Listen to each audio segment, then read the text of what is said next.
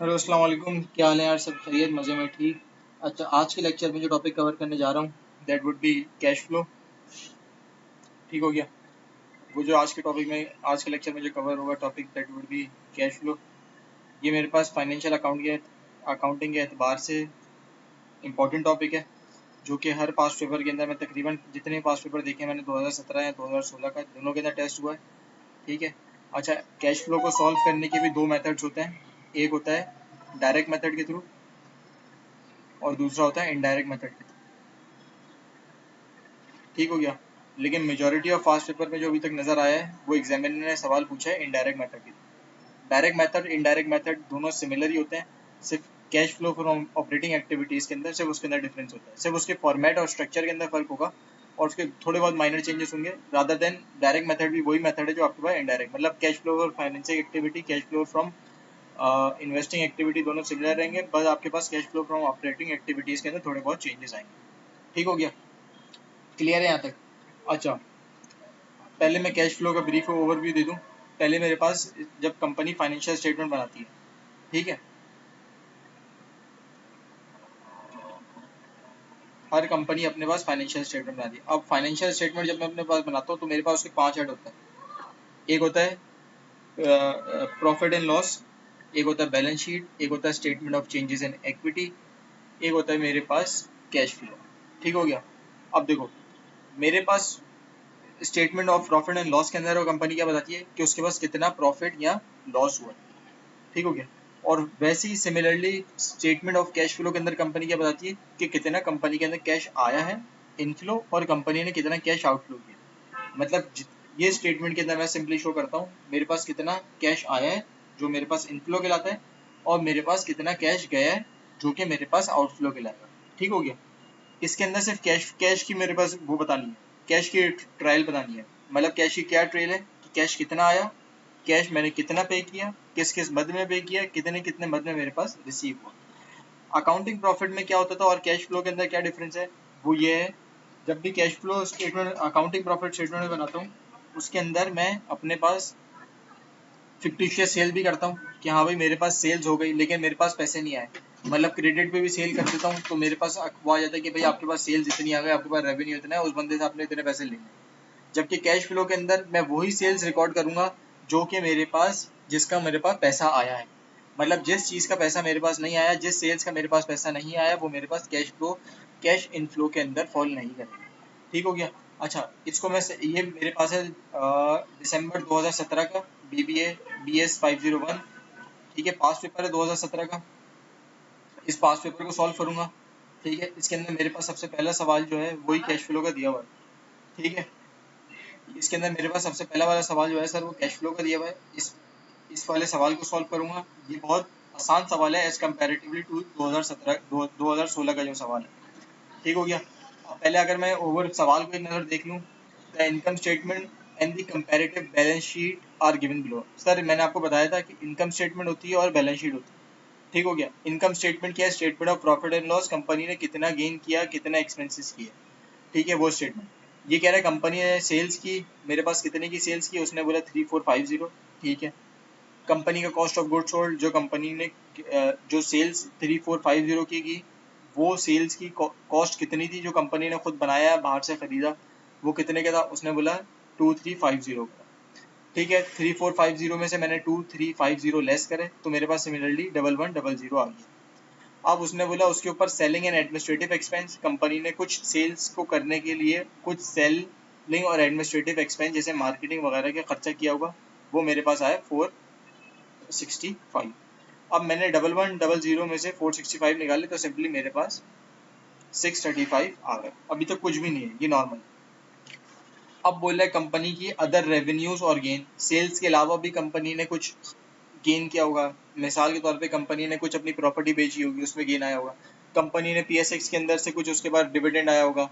ये कंपनी ने कुछ शॉर्ट सेलिंग के ऊपर कोई गेन किया होगा अपने शेयर्स वगैरह या अपनी कोई भी अनकोटेड सिक्योरिटीज वगैरह बेच के, तो मेरे पास ये अदर रेवेन्यू एंड गेन्स के अंदर आ जाएगा। जैसे कि company gain on sale of investment, company ने कुछ इन्वेस्टमेंट की भी होगी, उसके ऊपर कंपनी को गेन आया 40 का, तो उसने बोला ये कंपनी के पास गेन आ गया। अब मेरे पास टोटल इनकम बिफोर टैक्स, मतलब टैक्स इन सब को ऐड करके मेरे पास टोटल इनकम टैक्स से पहले कितनी होगी। आपने बोला मेरे पास टोटल इनकम टैक्स से पहले है 675।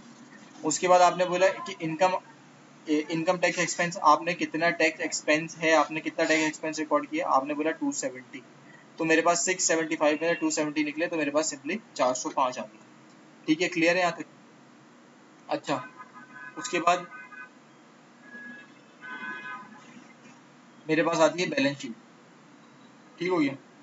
अब मेरे पास बैलेंस शीट, कुछ चीज़ें जो मेरे पास इनकम स्टेटमेंट से कवर नहीं होती, एग्जामिनर आपको बोलता है कि कुछ चीज़ें जैसे हिंट है वो आप बैलेंस शीट से आइडेंटिफाई करो।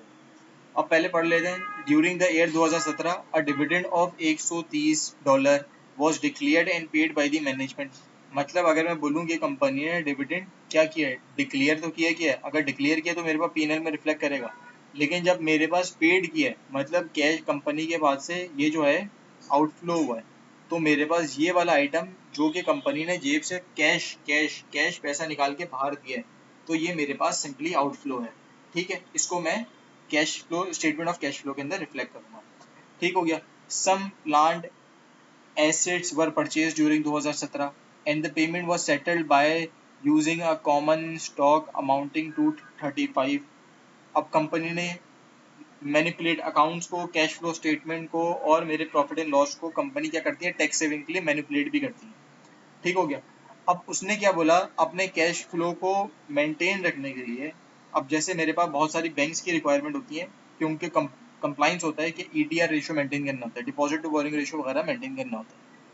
अब कुछ चीज़ें के लिए अगर वो मेंटेन नहीं करेंगे, उनके ऊपर नॉन कंप्लाइंस की उसके पेनल्टी भी पड़ जाएगी। अच्छा, इस सिलसिले में क्या होता है कि कंपनी मैनिपुलेट करती है। अब इसने क्या करा, इसने अपने पास एक एसेट तो परचेज किया, लेकिन उस एसेट के बदले उसने कैश आउटफ्लो नहीं दिया, उसने एसेट के बदले कैश आउटफ्लो नहीं दिया,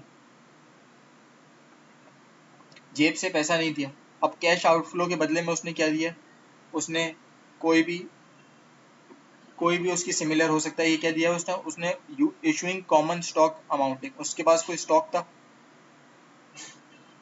कंपनी के पास कोई स्टॉक था, उसने कैश के बदले एक बंदे से एक एसेट खरीदा, एक प्लांट खरीदा, उसको बोला कि मैं आपको पैसे नहीं दे रहा, इसके बदले आप ऐसा करो, मेरे पास ये स्टॉक्स पड़े हैं, ये चीज़ें पड़ी हैं, आप मुझसे वो ले लो जिसकी वैल्यू है मेरे पास $35, वो ले लो और इसके बदले मुझे स्टॉक दे दो। मतलब मेरे पास प्लांट आपके पास ऐड हो रहा होगा बैलेंस शीट में 35 का, लेकिन उस 35 के बदले में आपने पैसे नहीं दिए, बल्कि अपनी ही आपने इन्वेंटरी कम कर दी।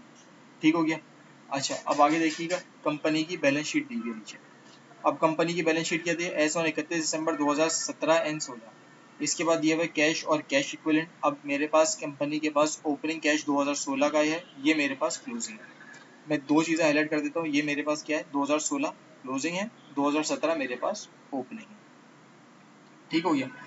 कंपनी के पास कैश एंड कैश इक्विवेलेंट 2016, मतलब 2000, अगर मैं बोलूँ 2016 का क्लोजिंग मतलब 2017 का मेरे पास ओपनिंग खड़ा हो जाएगा।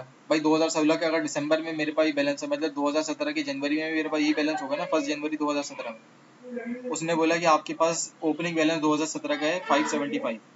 ठीक है, और क्लोजिंग बैलेंस कितना आ गया आपके पास 90। मतलब साल के शुरू के अंदर मेरे पास कैश था 575 और साल के आखिर में मेरे पास कैश था 900। वैसे अकाउंट रिसीवेबल मेरे पास 600 875 था। ठीक हो गया। और उसके बाद एक मिनट रुकिए।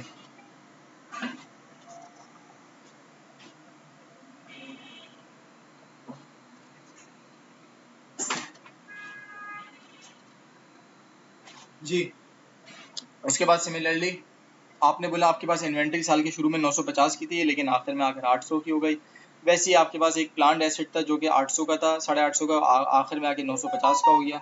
उसने बोला वैसे ही आपके पास जैसे कुछ, अच्छा इस प्लांट के ऊपर आपने कोई डेप्रिसिएशन करी होगी, जो कि डेप्रिसिएशन मेरे पास क्या होता है, अकाउंटिंग एक्सपेंस होता है, मेरे पास कैश से उसका कोई ताल्लुक नहीं होता डेप्रिसिएशन का। तो उसने बोला आपके पास साल के आखिर शुरू के अंदर 850 का मेरे पास प्लांट था, आखिर में आके 950 का हो गया। डेप्रिसिएशन आपने पहले साल के शुरू में 585 इसके ऊपर काटी हुई थी, 900 850 के ऊपर, साल के आखिर के ऊपर आपने 950 में से 600 की डेप्रिसिएशन काटी हुई थी। आपके पास लॉन्ग टर्म इन्वेस्टमेंट, आपने कोई इन्वेस्टमेंट की हुई होगी, साल के शुरू के अंदर आपके पास इन्वेस्टमेंट थी 710 की, साल के आखिर में आपके पास इन्वेस्टमेंट हो गई कितने की, 650 की। ये मेरे पास सारे एसेट्स कवर हो गए। अब वैसे ही मेरे पास एग्जामिनर दिया हुआ लाइबिलिटीज एंड कैपिटल। मतलब अकाउंट पेबल मेरे पास साल के शुरू के अंदर 450, साल के आखिर में मेरे पास अकाउंट पेबल कितने का हो गया 600। उसने बोला लाइबिलिटीज मेरे पास शुरू में थी 125, मेरे पास साल के आखिर में लाइबिलिटीज हो गई 100, मतलब मेरे पास लाइबिलिटी कम हो गई। लाइबिलिटी कम हो गई तो मतलब क्या, मैंने कुछ लाइबिलिटीज पे ऑफ कर दी होंगी। वैसे ही मेरे पास बॉन्ड्स पेबल, कंपनी के कोई बॉन्ड्स के अंदर इन्वेस्टमेंट की हुई थी, उसको देने थे 775, साल के आखिर के अंदर मेरे पास 700। वैसे ही सिमिलरली 850, 950, 950 और रिटेन अर्निंग हो गई मेरे पास बढ़ के 1225। ठीक हो गया। अब कंपनी की क्या, इसके एग्जामिनर की क्या रिक्वायरमेंट है, use the data to prepare the statement of cash flow. Sir इन डेटा को देखो, आप स्टेटमेंट ऑफ कैश फ्लो बनाओ। अब किस मेथड के थ्रू बनाओ, यूजिंग इनडायरेक्ट मेथड। ठीक हो गया, आपने इनडायरेक्ट मेथड के through statement of cash flow बनानी है। अच्छा, स्टेटमेंट ऑफ कैश फ्लो मेरे पास बहुत आसान है। आपने सिर्फ अगर वो भी याद कर लिया ना इसका फॉर्मेट, तो भी बहुत आपको आसानी हो जाएगी। मतलब अगर आपने एग्जाम के फॉर्मेट याद कर आ गए और उसी फॉर्मेट के ऊपर सारे सवाल चल रहे हैं, मतलब आपने एक फॉर्मेट की तैयारी कर ली, ये मेरा पास पैटर्न है स्टेटमेंट ऑफ कैश फ्लो का, और इसी पैटर्न के थ्रू मैंने सवाल सॉल्व करना है। ठीक हो गया, हो गया। ये मेरे पास सवाल है, मैं इसके नीचे ही सॉल्व कर देता हूँ। ठीक है, अब सवाल एग्जाम में किस तरीके से सॉल्व करना है आपने, जैसे कि मेरे पास सवाल था Edison corporation comparative, Edison corporation on the 31 दिसंबर 2017। अब देखें किस तरीके से सवाल सॉल्व करना है। एडिसन कॉर्पोरेशन, ठीक हो गया। अब यहाँ पे क्या लिखना है, स्टेटमेंट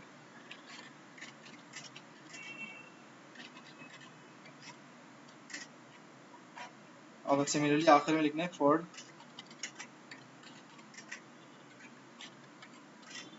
2017। अब मैं ये सवाल सॉल्व कर रहा हूँ, Edison corporation statement of cash flow बनानी है फॉर द ईयर एंडेड, मेरे पास है 2017। ठीक हो गया, इस तरीके से आपने पहले ऊपर हेडिंग डाल दी।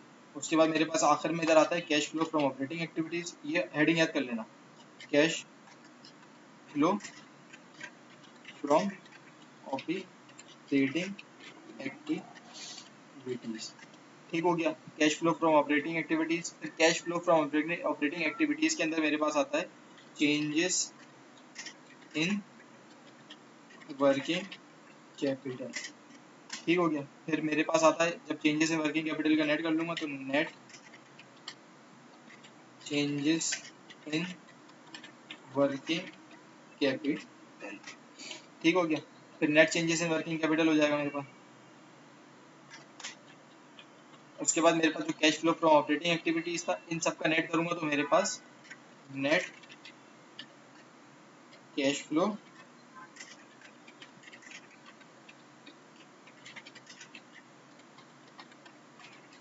एक्टिविटीज आ गई। अब मेरे पास कैश फ्लो, एक होता है मेरे पास cash flow from operating activities, और दूसरा मेरे पास क्या होता है cash flow from financing activities. तो मैं इसी के आगे लिख देता हूँ फाइनेंसिंग एक्टिविटीज। ठीक हो गया, पहले मेरे पास होता है cash flow from operating activities, फिर मेरे पास होता है cash flow from financing activities. फिर उसी तरीके से जब cash flow from financing activities होगा तो मैं उसके अंदर भी लिखूंगा क्या चीज, net cash flow from financing activities. ठीक हो गया, उसी तरीके से फिर मैं जाऊंगा cash flow from operating activities होता है, फिर आगे net cash flow from operating activities, फिर मेरे पास दूसरी हेडिंग शुरू हुई that is cash flow from financing activities, फिर मेरे पास दूसरी हेडिंग खत्म हुई that is cash flow from financing activities, फिर मेरे पास तीसरी हेडिंग शुरू होगी कैश फ्लो फ्रॉम, मेरे पास क्या आ जाएगा इन्वेस्टिंग एक्टिविटीज।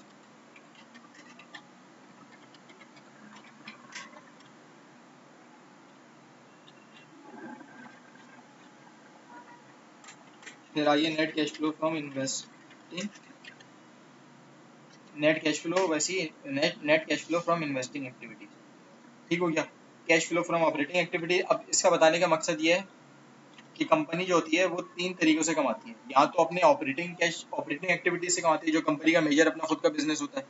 ठीक हो गया, कंपनी का जैसे फॉर एग्जांपल डिस्ट्रीब्यूशन का बिजनेस है।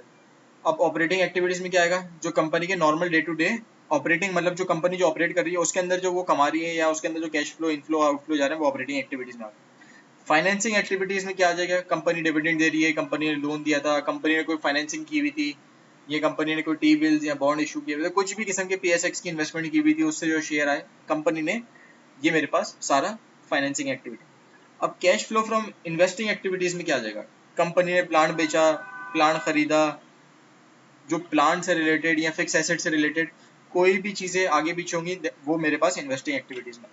ठीक हो गया cash flow from operating activities, फिर मेरे पास आ जाएगा changes in working capital, net cash flow from operating activities, फिर वैसे ही मेरे पास दूसरी हेडिंग आ गई cash flow from financing activities, फिर मेरे पास तीसरी हेडिंग आ गई that is cash flow from investing activities. जब मेरे पास cash flow from investing activities हो जाएगा, फिर मैं आखिरी हेडिंग डालूंगा net cash flow from all the activities.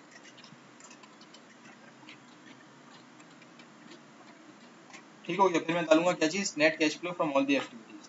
अब जब मैं net cash flow from all the activities डालूंगा, उसके मैं ऐड करूंगा operating opening cash and cash equivalent, और वैसे ही मेरे पास जब opening cash and cash equivalent आएगा तो भी मेरे पास closing cash and cash equivalent भी आ जाएगा। ठीक हो गया। अब जो मेरे पास हेडिंग्स थी मैं उसको हाईलाइट कर लेता हूँ। ये मेरे पास इसका फॉर्मेट है पूरा, उसको एक नज़र देख के याद कर लेना, सारे सवाल इसी फॉर्मेट के ऊपर सॉल्व होंगे। ये मेरे पास cash flow from operating activities, फिर मेरे पास दूसरी हेडिंग आई जो कि मेरे पास cash flow from financing activities, तीसरी हेडिंग आई मेरे पास cash flow from investing activities, फिर मेरे पास ये आ गई तीनों की तीनों नेट कैश फ्लो फ्रॉम, इसको मैं अलग कलर हाईलाइट कर देता हूँ।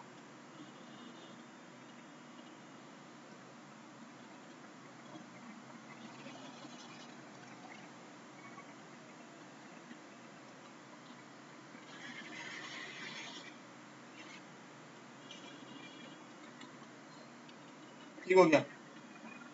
अब ऑपरेटिंग एक्टिविटीज के अंदर कौन सी चीज आएंगी, जो मेरे पास normal day to day transaction वगैरह कैश इनफ्लो आउटफ्लो जा रहे होंगे, ये कंपनी के ऑपरेशंस वगैरह से जो रिलेटेड आएंगे ऑपरेटिंग में। जो मेरे पास कंपनी ने फाइनेंसिंग की भी है जैसे कि डिविडेंड ये वो, ये सारी चीज़ें फाइनेंसिंग में, और इन्वेस्टिंग के अंदर मेरे पास जो भी कंपनी ने सेल परचेज की है, लैंड की, उस तरीके से सारी इन्वेस्टिंग एक्टिविटीज। ठीक हो गया। उसके बाद इन सबको कर लिया तो आपके पास आ गया मेरे पास क्या, net cash flow from investing activities, फिर मेरे पास सारे सबको net cash flow from all the activities यहाँ पर आ गया। सही हो गया। अब सवाल सॉल्व करते हैं।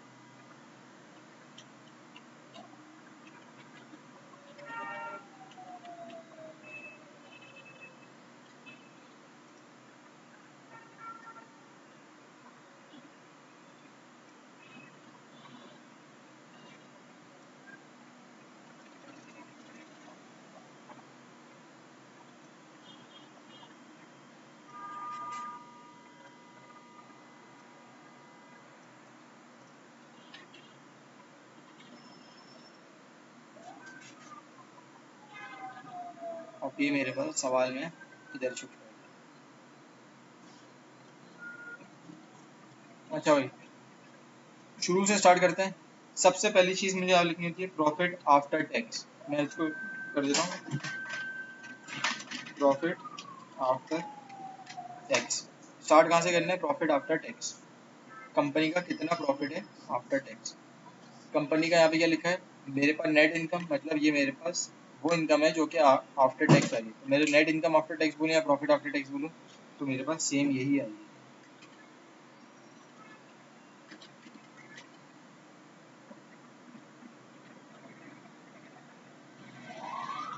ठीक है, मेरा प्रॉफिट आफ्टर टैक्स क्या हो गया, मेरा प्रॉफिट आफ्टर टैक्स जो है वो आ गया मेरे पास 405।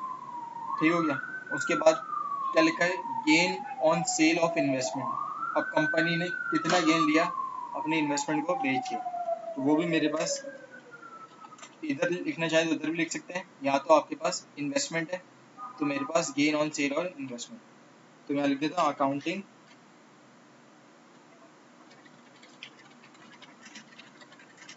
On investment.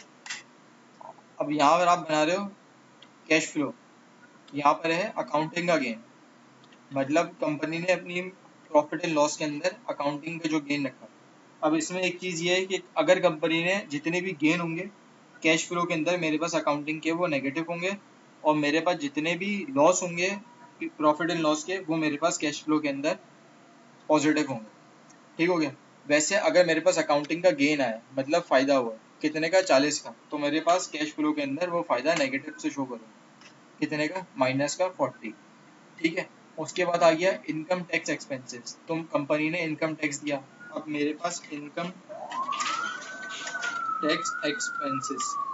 अब कंपनी का इनकम टैक्स एक्सपेंसेस ये मेरे पास कंपनी ने एक्सपेंस किया। ठीक है। अब मेरे पास कैश फ्लो के अंदर ये एक्सपेंस, क्योंकि ये उधर का एक्सपेंस है तो कैश फ्लो में मेरे पास यहाँ पर उधर नेगेटिव, उधर मेरे पास लॉस में आया होगा मतलब नेगेटिव में आया होगा, मतलब कंपनी ने एक्सपेंस दिया मेरे पास कम हुआ, माइनस का 270 था तो यहाँ पर मेरे पास आके सिमिलरली पॉजिटिव का 270 हो जाएगा। ठीक हो गया। उसके बाद मेरे पास ऐसी इसके अंदर कोई और इन्फॉर्मेशन है नहीं, जैसे sale, cost of good sold, gross profit, selling and administrative, ये ऊपर की जो चार चीजें हैं। अगर मेरे पास examiner statement cash flow from direct method पूछता तो मैं ये ऊपर वाली चीजें लिखता, लेकिन एग्जामिनर ने मुझसे इनडायरेक्ट मेथड पूछा है तो मैं ये ऊपर वाली चीजें अभी फिलहाल इग्नोर करूंगा। ठीक हो गया। अब during the year a dividend of 130 was declared and was paid by the management. अब ये हेडिंग लिखिए कि ड्यूरिंग द ईयर कंपनी ने डिविडेंड दिया 130 का। तो कंपनी ने जब अपने पास डिविडेंड दिया 130 का तो मेरे पास ये किस में आ जाएगी, फाइनेंसिंग एक्टिविटीज में आ जाएगी। ठीक है। किस चीज से, डिविडेंड पेड। कंपनी ने डिविडेंड पे किया है कितने का, उसने बोला 130 का, मतलब जब पे किया होगा तो मेरी जेब से पैसे गए होंगे, कैश गया होगा, इसलिए मैं इसको माइनस नेगेटिव का 130 लिख दूंगा। ठीक हो गया, क्लियर है यहाँ तक मेरे पास, इसलिए मैंने इसको नेगेटिव का 130 लिख दिया। अब दूसरी चीज क्या कहता है, some plants assets were purchase during 2017 and the payment was settled by issuing a common stock amounting to 35। अब ये प्लांट एसेट की बात करिए तो प्लांट एसेट के पास जब मैं नीचे मूव करूंगा प्लांट एसेट की, तभी इस वाली इलस्ट्रेशन को देखूंगा। अब यहाँ पर आ जाए, कंपनी के पास कैश एंड कैश इक्विवेलेंट, मतलब 2016 के शुरू में कैश कितना था, उसने बोला 2016 के शुरू के अंदर मेरे पास था 575 का कैश, तो मेरे पास ओपनिंग कैश और कैश इक्विवेलेंट के अंदर मैं लिख दूंगा 575 का मेरे पास ओपनिंग कैश आ जाएगा। ठीक हो गया। मेरे पास ओपनिंग कैश कितना आ गया 575 का। फिर मेरे पास कह रहा है कैश एंड कैश इक्विवेलेंट मतलब क्लोजिंग, मतलब क्लोजिंग से मुराद मेरे पास 2017 का closing cash and cash equivalent कितना है, तो उसने बोला आपके पास closing cash and cash equivalent 900 का है। तो आप यहाँ पे क्या कर देंगे, मेरे पास closing cash and cash equivalent लिख दूंगा मैं, जो कि मेरे पास है 900, मैंने यहाँ पे लिख दिया 900। ठीक हो गया। अच्छा, अब क्या करना है, यहाँ पे opening cash and cash equivalent सिर्फ आपने बैलेंस शीट में जो फिगर्स है उसको उठा के इस टेम्पलेट के अंदर जो मैंने बनाया है इसके अंदर फिगर्स प्लेस करने हैं। अब देखें अकाउंट रिसीवेबल, अब एक मेथड समझना, अगर मेरे पास एसेट है, ठीक है, और अगर पिछले सालों के मुकाबले अगर बढ़ रहा है तो मैं इसको रिवर्स कर दूंगा, नेगेटिव शो करूंगा। और सिमिलरली अगर लाइबिलिटी है, अगर लाइबिलिटी बढ़ रही है तो मैं उसको पॉजिटिव दिखाऊंगा, अगर गिर रही है तो मैं नेगेटिव दिखाऊंगा। लाइबिलिटी में तो सिंपल रूल है, लाइबिलिटी बढ़ेगी तो मैं पॉजिटिव दिखाऊंगा, लाइबिलिटी गिरेगी तो मैं नेगेटिव दिखाऊंगा। लेकिन अगर एसेट, अगर मेरे पास एसेट बढ़ेंगे तो मैं उसको अपोजिट दिखाऊंगा, मतलब अगर बढ़ रहे हैं तो मैं नेगेटिव दिखाऊंगा, और अगर गिर रहे हैं तो मैं उसको पॉजिटिव दिखाऊंगा। अब जैसे मिसाल के तौर पे, अब मेरे पास ये क्या गई, अब ये जो चीज़ें जो कि मैं आपको बता रहा हूँ कि नेगेटिव बढ़ेंगी या गिरेंगी, वो मेरे पास सारी चीज़ें आती हैं चेंजेस इन वर्किंग कैपिटल के अंदर। पहला आइटम मेरे पास क्या, अकाउंट रिसीवेबल, तो मैं यहाँ लिख देता हूँ अकाउंट रिसीवेबल। ठीक हो गया। दूसरा आइटम मेरे पास क्या है, इन्वेंट्री, तो मैं लिख देता हूँ इन्वेंट्री। तीसरा आइटम मेरे पास क्या है, प्लांट एसेट, उसको मैं नीचे आखिर में कवर करूंगा। ठीक है। लॉन्ग टर्म इन्वेस्टमेंट, उसको मैं इन्वेस्टमेंट में नीचे कवर करूंगा। फिर ऐसी लाइबिलिटीज में देख लें आप, लाइबिलिटीज में मेरे पास लिखा है अकाउंट पेबल, अकाउंट पेबल तो मैं यहाँ कवर करूंगा, क्योंकि अकाउंट पेबल मेरे पास ये अपने डे टू डे इन्वेंट्री होगा, डे टू डे आपके पास रिसीवेबल होगा, डे टू डे आपके पास पेबल्स होगा, ये ऑपरेटिंग कैश फ्लोज में आते हैं, मतलब ये आपके ऑपरेटिंग है, मतलब डे टू डे ऑपरेशन का पार्ट है। ठीक है, इसलिए मैं इसको ऑपरेटिंग कैश फ्लोज में लिखूंगा। ठीक हो गया। सिमिलरली आपके पास एक्रूड लाइबिलिटी, आपने कुछ उधार पे चीज दी है जो आपको पे करनी है, तो मैं लिख दूंगा एक्रूड लाइबिलिटी। ठीक हो गया। अब मेरे पास एक्रूड लायबिलिटी बॉन्ड पेबल चाहूँ तो मैं यहाँ लिख सकता हूँ, लेकिन मैं बॉन्ड पेबल अगर कंपनी ने हो सकता है कि कोई इशू किए हुए बॉन्ड, तो मैं इसको नीचे शो करूंगा, कैपिटल स्टॉक्स वगैरह मैं सब नीचे शो करूंगा, रिटेन अर्निंग की मैं नीचे पार्ट बनाऊंगा। अभी फिलहाल के लिए, अभी फॉर द टाइम भी जो चीज़ें मेरे पास कवर हो चुकी हैं, जैसे कि मिसाल के तौर पे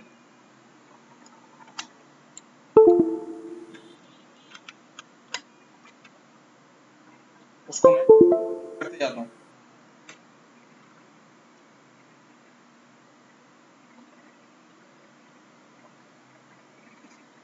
कैश और कैश इक्विवेलेंट लिख लिया, ठीक है। अकाउंट रिसीवेबल अभी तक लिखा नहीं है, अकाउंट रिसीवेबल भी लिख लेता हूँ, उसके बाद मैं इसको हाईलाइट कर देता हूँ।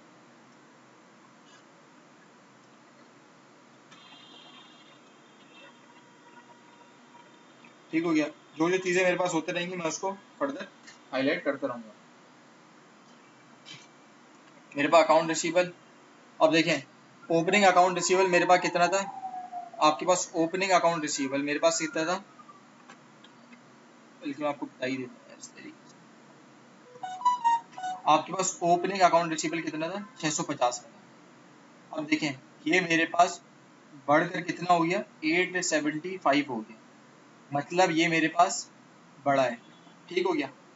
अब वैसी इन्वेंट्री मेरे पास 950 की थी, अब वो मेरे पास हो गई कितने की, 800 की, मतलब इन्वेंट्री मेरे पास कम हुई है। ठीक हो गया।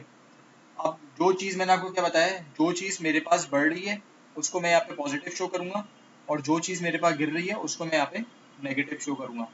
मिसाल के तौर पे अब मेरे पास अकाउंट रिसीवेबल, अब अकाउंट रिसीवेबल किस हिसाब से करेंगे, अब अकाउंट रिसीवेबल मेरे पास ऊपर जा रहा है, मतलब मेरे पास अकाउंट रिसीवेबल पहले 650 के थे, अब मेरे पास अकाउंट रिसीवेबल हो गए कितने के, 875 के। तो मतलब मेरे पास कितना चेंज आया अकाउंट रिसीवेबल के अंदर, तो वो किस तरीके से करेंगे, 650 मतलब 875 माइनस 650, मतलब जो चीज़ बढ़ रही है उसको मैं यहाँ पे नेगेटिव लिखूंगा, और जो चीज़ नेगेटिव लिखूंगा किस तरीके से, दो चीज़ मेरे पास बढ़ रही है, जैसे कि 650 से हो गए वो बढ़ गए हो गए 875, मतलब क्या, मेरे पास अकाउंट रिसीवेबल 225 से बढ़े, लेकिन क्योंकि 225 से बढ़े मेरे पास एसेट है, तो मैं अपोजिट दिखाऊंगा एसेट को, 225 से बढ़े तो मैंने यहाँ पे शो कर दिया मेरे पास नेगेटिव 225।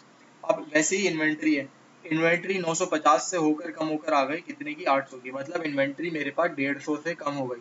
अब क्योंकि मेरे पास इन्वेंट्री 150 से कम हो गई, तो मैं यहाँ क्या लिखूंगा, इन्वेंट्री मेरे पास 150 से पॉजिटिव। ठीक हो गया। कैसे लिखूंगा, इन्वेंट्री मेरे पास 150 से पॉजिटिव, जैसे कि 950 माइनस 800, तो मैं करूंगा मेरे पास आ गई 150। ठीक हो गया। वैसे ही मेरे पास लिखा है अकाउंट पेबल और मेरे पास एक्रूड लाइबिलिटी। अब देखिएगा क्या लिखा है मेरे पास, अकाउंट पेबल और एक्रूड लाइबिलिटी। अब देखें, अब लाइबिलिटी का क्या सीन है, अगर गिर रही है तो नेगेटिव, अगर बढ़ रही है तो पॉजिटिव, और एसेट का इसका बिल्कुल अपोजिट है। मतलब अकाउंट पेबल पहले मेरे पास 400 से होकर आ गया कितने, 600, मतलब अकाउंट पेबल मेरे पास साल में बढ़े, तो मैं इसको पॉजिटिव अकाउंट पेबल लिखूंगा। मेरे पास एक्रूड लाइबिलिटी पहले 125 की थी, फिर कम होकर 100 हो गई, तो मतलब मेरे पास एक्रूड लाइबिलिटी गिरी है, तो मैं इसको जब, क्योंकि जो चीज़ गिरी है वो नेगेटिव और जो चीज़ बढ़ी है वो मैं उसको एज अ पॉजिटिव लिखूंगा। ठीक हो गया। वैसे ही सिमिलरली अब मेरे पास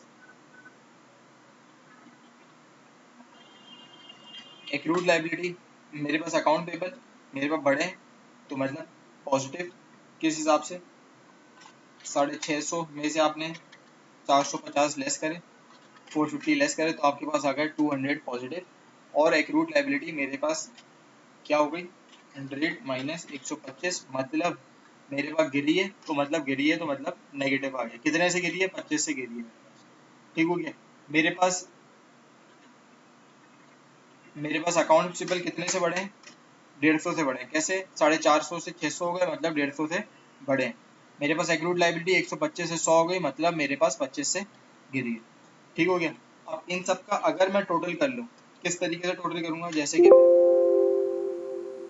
25 प्लस 150 प्लस मेरे पास फिर 150 प्लस नेगेटिव का 225, इन सबको मैंने प्लस करा, और मेरे पास जो बैलेंस आखिर में आया तो वो मेरे पास changes in net changes in working capital हो गया, मतलब इन सबका टोटल हो गया। ठीक हो गया।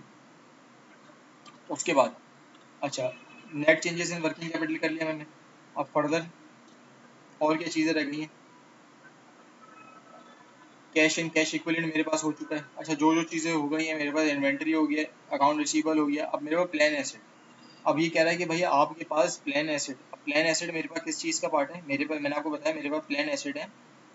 इसका एसेट, जितने भी मेरे पास एसेट है वो मेरे पार्ट है किस चीज़ का? Cash flow from financing activity, plan asset.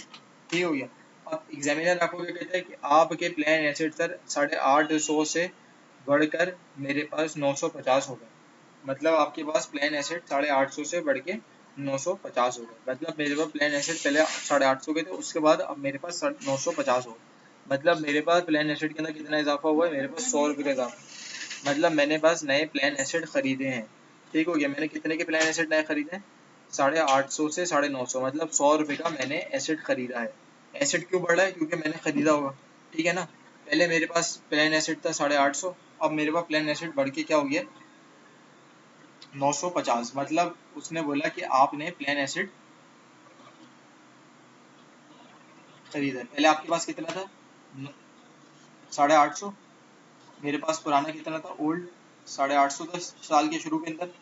अब मेरे पास क्लोजिंग के ऊपर नया के प्लान एसेट कितने का खड़ा हुआ है? उसने बोला आपके पास 950 का खड़ा। तो मतलब आपने डिफरेंस, मतलब अपनी जेब से कोई नया प्लान एसेट खरीदा होगा। कितने का खरीदा होगा? उसने बोला इसका जो डिफरेंस आएगा, मतलब आपने 100 रुपये का प्लान एसेट खरीदा। अब जो मैंने 100 रुपये का सर प्लान एसेट खरीदा, इधर लिख दिया मैंने 100 रुपये का एक एसेट खरीदा है। मतलब मेरे पास जब मैंने खरीदा है तो जाहिर सी बात है मेरे पास कैश जेब से आउटफ्लो गया होगा। ठीक हो गया। ये मेरे पास जेब से पैसे गए होंगे, आउटफ्लो गए होंगे। लेकिन उसी टाइम पे एग्जामिनर एक आपको उसने इलस्ट्रेशन ऊपर दी थी जिसमें उसने लिखा था कि मेरे पास जो मैंने आउट प्लान एसेट खरीदा है, ठीक है, उसमें से 35 रुपये तो मैंने अपनी इन्वेंट्री से दिए हैं।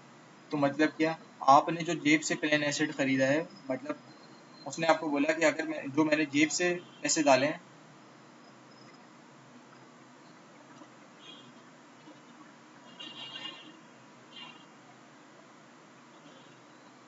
आपने प्लान एसेट खरीदा 100 का, उसमें से उसने बोला कि 35 तो आपकी इन्वेंट्री थी, मतलब आपके स्टॉक था। तो आपने रिमेनिंग कितना कैश आउटफ्लो करा? 65। ठीक है, आपकी जेब से पैसा कितना गया? 65। आपने नेट प्लान एसेट कितने का खरीदा? आपने परचेज किया कितने का? 100 का।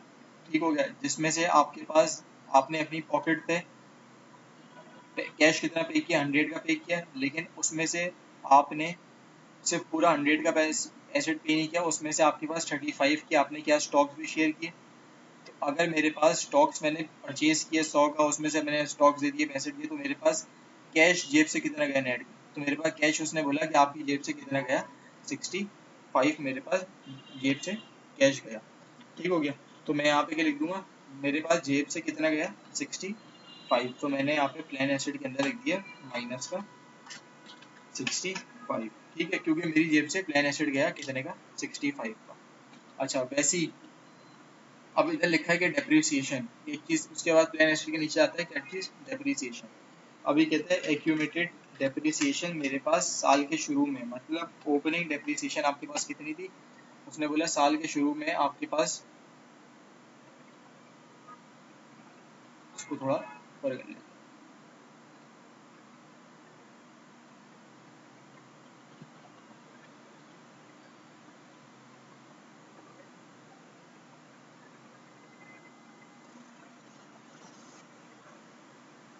इसको थोड़ा इधर कर लेता हूँ। ऊपर वाली चीजें कवर हो गई, मेरे को सिर्फ एक्यूमुलेटेड डेप्रिसिएशन। अब मेरे उसने बोला कि एक्यूमुलेटेड डेप्रिसिएशन मेरे पास ओपनिंग कितना था, और मेरे पास एक्यूमुलेटेड डेप्रिसिएशन मेरे पास क्लोजिंग कितना था।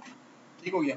उसने बोला कि साल के शुरू में आपके पास जो डेप्रिसिएशन की अमाउंट थी वो थी 585, और साल के आखिर में मतलब आपके पास डेप्रिसिएशन की अमाउंट कितनी है? उसने बोला 600। मतलब साल के शुरू में मेरे पास 585, उसमें से मैंने लेस किया मेरे पास 600, मतलब फर्दर -15 का डेप्रिसिएशन मैंने एडिशनल डेप्रिसिएशन अपनी जेब से दिया है। अब मेरे पास डेप्रिसिएशन एक्सपेंस, मतलब ये मेरे पास अकाउंटिंग का एक्सपेंस है। तो मैं यहाँ पर लिख दूंगा मेरे पास डेप्रिसिएशन एक्सपेंस। ठीक हो गया। मेरे पास डेप्रिसिएशन एक्सपेंस अकाउंटिंग का एक्सपेंस है ये। उसने बोला कि आपके पास डेप्रिसिएशन एक्सपेंस कितने का है, मैंने यहाँ पे लिख दिया कि मेरे पास डेप्रिसिएशन एक्सपेंस जो है साल के शुरू के अंदर मेरे पास 585 का था, साल के आखिर में मेरे पास 600 का डेप्रिसिएशन एक्सपेंस हो गया। ठीक है, मैंने अपनी जेब से जो डेप्रिसिएशन एक्सपेंस फर्दर दिया है वो मैंने नेगेटिव दिया है 15 का, क्योंकि मेरे पास ये लॉस है प्रॉफिट एंड लॉस के अकाउंट के अंदर, तो मेरे पास कैश फ्लो के अंदर एज अ पॉजिटिव अमाउंट ये ऊपर रिफ्लेक्ट कर रही होगी। ठीक हो गया, इसको मैं थोड़ा मिनिमाइज कर देता हूँ। ये मेरे पास डेप्रिसिएशन ऊपर एज अ पॉजिटिव शो होता है। ठीक हो गया। उसके बाद फिर मेरे पास रिमेनिंग आइटम और दूसरे कौन से रहेगा,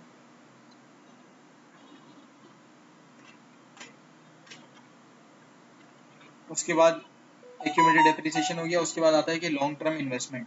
अब आपके पास इन्वेस्टमेंट आप चाहें तो इन्वेस्टिंग एक्टिविटीज में भी लिख सकते हैं, लेकिन मेरे और चाहे तो फाइनेंसिंग एक्टिविटीज में लिख सकते हैं। मैं इन्वेस्टिंग इन्वेस्टमेंट है तो मैं उसको इन्वेस्टिंग एक्टिविटीज में लॉन्ग टर्म इन्वेस्टमेंट। ठीक हो गया। मेरे पास लॉन्ग टर्म इन्वेस्टमेंट वैसी बात है कि मेरे पास साल के शुरू के अंदर 710 की थी, साल के आखिर में आके मेरे पास 650 की हो गई। मतलब मेरे पास ओपनिंग थी कितने की, उसने बोला कि 710 की ओपनिंग थी, साल के आखिर में आके क्लोजिंग आपके पास हो गई कम हो गई। क्यों कम हो गई, 650 की कम हो गई। तो इसके जो भी डिफरेंस आया, जैसे मिसाल के तौर पे साल के आखिर में आपके पास 700 की थी और साल के आखिर में आपके पास 600 की हो गई, 650 की हो गई। मतलब आपने अपनी इन्वेस्टमेंट कुछ बेच दी होगी ना। जब साल के शुरू में मेरे पास 100 रुपये खड़े हुए, ठीक है, 100 रुपये का एक एसेट खड़ा है, एक मोबाइल मेरे पास खड़ा हुआ है साल के शुरू के अंदर 100 रुपये का, ठीक है, या मेरे पास कोई भी इन्वेंट्री खड़ी है साल के शुरू में 100 रुपये की, उसमें से मेरे पास 50 रुपये की बेच दी, तो भाई साल के आखिर में मेरे पास कितने की रही होगी, उसने बोला 50 की रही होगी। सिमिलरली मेरे पास साल के शुरू के अंदर एसेट खड़ा हुआ है 710 का, साल के आखिर में खड़ा है 650 का, मतलब आपने साल में कुछ वो एसेट बेच दिया होगा। अब उसने बोला कितने का बेचा होगा, उसने बोला कि आपने बेच दिया, कितने का बेच दिया, उसने बोला 60 का बेच दिया आपने, 60 का बेच दिया। मतलब जब मैंने उसको बेचा होगा तो मेरे पास जेब में कैश इनफ्लो आया होगा। जब मैं कोई चीज़ बेचता हूँ तो मेरे पास जेब में पैसा आता है, तो इनफ्लो आता है। जब मेरे पास इनफ्लो आया मतलब मैं यहाँ पे क्या लिखूंगा, मेरे पास पॉजिटिव 60, क्योंकि ये मेरी 60 मेरी जेब में पैसा आया है। ठीक हो गया, मेरे पास ये भी लॉन्ग टर्म इन्वेस्टमेंट भी हो गया और टोटल एसेट मेरे पास सारे हो गए। ठीक हो गया। अब वैसे ही मेरे पास लाइबिलिटीज में आपने पेबल कवर कर लिया, आपके पास एक्रूड लाइबिलिटी कवर कर लिया। अब मेरे पास बॉन्ड पेबल का भी वही हाल है कि कंपनी ने शुरू में कुछ बॉन्ड्स इशू करे होंगे। अब बॉन्ड्स इशू जो आप करते हैं ना वो फाइनेंसिंग होती है। मतलब जैसे ये कंपनी ने बॉन्ड इशू कर लिया और लोगों से पैसे ले लिए, वो होता है बॉन्ड इशू। कंपनी ने लोगों से पैसे लिए, उसके बदले में उनको बॉन्ड दे दिए। जैसे कि एक लिस्टेड कंपनी ने शेयर इशू किए, तो आपको शेयर दे दिए और आपसे पैसे ले लिए, तो कंपनी ने क्या की, फाइनेंसिंग की, पैसे लिए भाई लोगों से, अवाम का पैसा लिया और उनके बदले में उसको शेयर दिए। उसी तरीके से ये बॉन्ड है। ठीक है, आपके पास साल के शुरू में बॉन्ड कितने खड़े थे, 775। अब आपने आखिर में आपके पास बॉन्ड कितने, अब इसको भी आपको इस तरीके से बता देता हूँ। मेरे पास साल के शुरू के अंदर बॉन्ड्स कितने हैं, उसने बोला आपके पास साल के शुरू के अंदर बॉन्ड थे 775। अब आपके पास साल के आखिर में क्लोजिंग, मेरे पास क्लोजिंग में बॉन्ड कितने आ रहे हैं, उसने बोला 700। अब वही डिफरेंस लिया सर, इसका डिफरेंस लिया, क्या चीज़, मेरे पास 775 और 700, मतलब अगर मैं आपसे आसान जबान में बात करूँ, मेरे पास पेबल है, लाइबिलिटी है। साल के शुरू में मैंने बोला 775 रुपये मैंने देने हैं, साल के आखिर में मैंने बोला मैंने 700 रुपये देने, मतलब मैंने ड्यूरिंग दी ईयर ये 75 रुपये दे दिए होंगे। जब मैंने 75 रुपये दे दिए होंगे, ठीक है, ये मैंने 75 रुपये साल में दे दिए होंगे। अब जब मैंने दे दिए हैं तो मैंने जब एक चीज़ दे दी है, मतलब कि मेरी जेब से आउटफ्लो गया है, कितने का आउटफ्लो गया है, दे दिए हैं पैसे 75 का मेरी जेब से आउटफ्लो गया है, तो मैंने यहाँ पे नेट इसके अंदर नेगेटिव का 75 लिख दिया है। ठीक हो गया।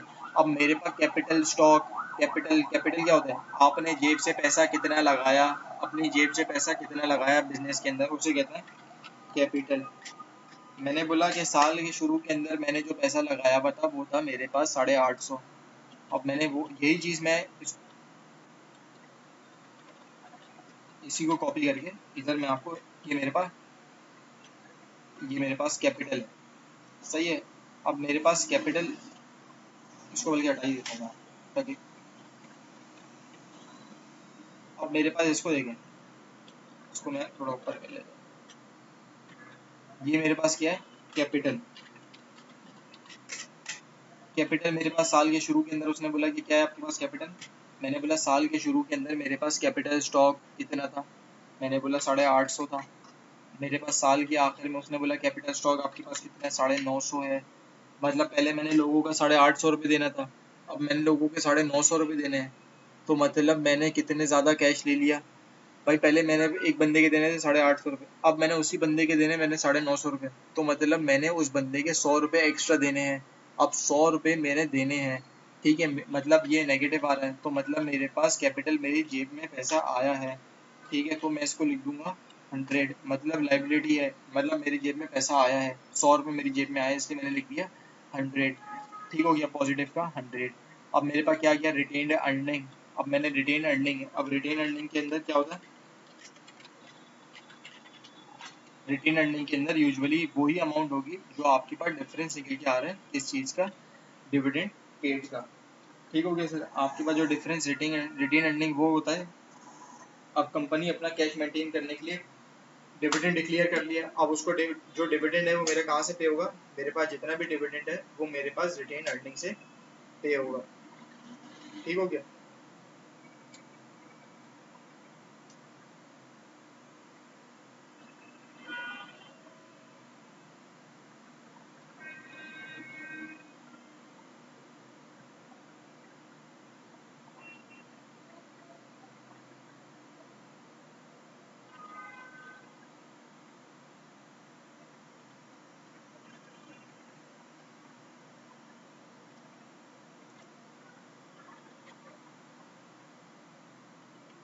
ठीक हो गया सर, ये मेरे पास डिविडेंड में कवर हो गया। अब मैं इसको थोड़ा समराइज कर लेता हूँ, ये चीज़ें मेरे पास जो एक्स्ट्रा रोज हैं।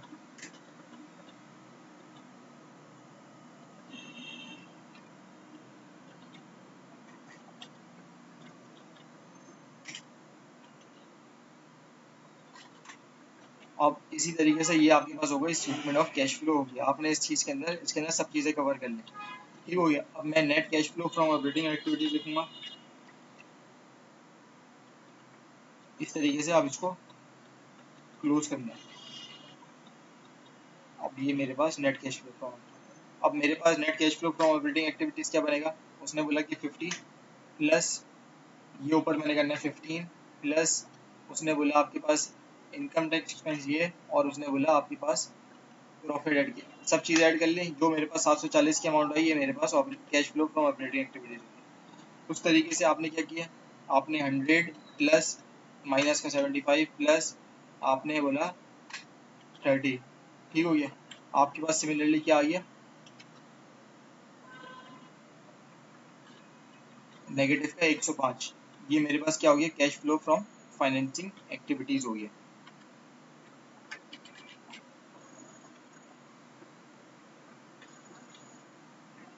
इसको मैं थोड़ा इधर भी हाईलाइट कर लेता हूँ ताकि आपको, ये मेरे पास net cash flow from financing activities हो गया। अब मेरे पास क्या, net cash flow from investing activities, वो भी सिमिलरली 60 प्लस 60 नेगेटिव का 65 नेगेटिव का 40, मेरे पास कितना हो गया, उसने बोला मेरे पास नेगेटिव का 45 हो गया। अब आप इसको और माइनस का 45, फिर उसमें ऐड करोगे माइनस का 105, फिर उसमें ऐड करोगे मेरे पास प्लस 75, ठीक हो गया। अब 590 और 575, मतलब मेरे पास 575 और 590 मेरे पास टोटल बन रहा है 1165, बल्कि मेरे पास बनना कितना चाहिए इन दोनों का टोटल, मेरे पास 900 बनना चाहिए। अब इसके अंदर मेरे से कोई हो गई है मिस्टेक, ठीक हो गया। उसूलन मेरे पास cash flow from all the activities क्या बनना चाहिए, मेरे पास cash flow from all the activities. इसको बैलेंस करने का तरीका बता रहा हूँ, अगर आपके एग्जाम में सवाल बैलेंस नहीं हो, जैसे अभी मेरा बैलेंस नहीं हुआ, तो मैं उसको किस तरीके से बैलेंस करूँगा, मैं सिंपली सारी चीज़ें ऐसी रहने दूंगा। मेरे पास net cash flow from operating activities जो आएगा ना, वो मेरे पास 900 माइनस ये आएगा, तो मतलब मेरे पास अगर मैं चाहूँ तो cash flow from operating, investing और फाइनेंसिंग एक्टिविटी, इन तीनों का अगर सम करूँ तो मेरे पास 325 बनेगा, तब मेरा आंसर ये सही आएगा। अभी मैंने इसके अंदर कोई चीज़ मिस कर दी है या किसी को पॉजिटिव टू नेगेटिव लिख दिया है, इसलिए मेरा आंसर आउट जा रहा है, वरना आपका आंसर बिल्कुल सिमिलर है, ठीक हो गया, क्लियर है। आप इसको इसको मैं थोड़ा मिनिमाइज कर देता हूँ, इसको भी घटा दिया।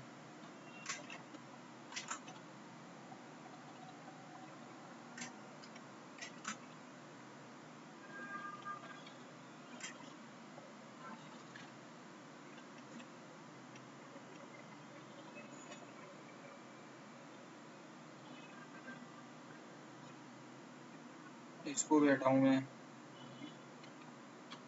ठीक हो गया यार। ये मेरे पास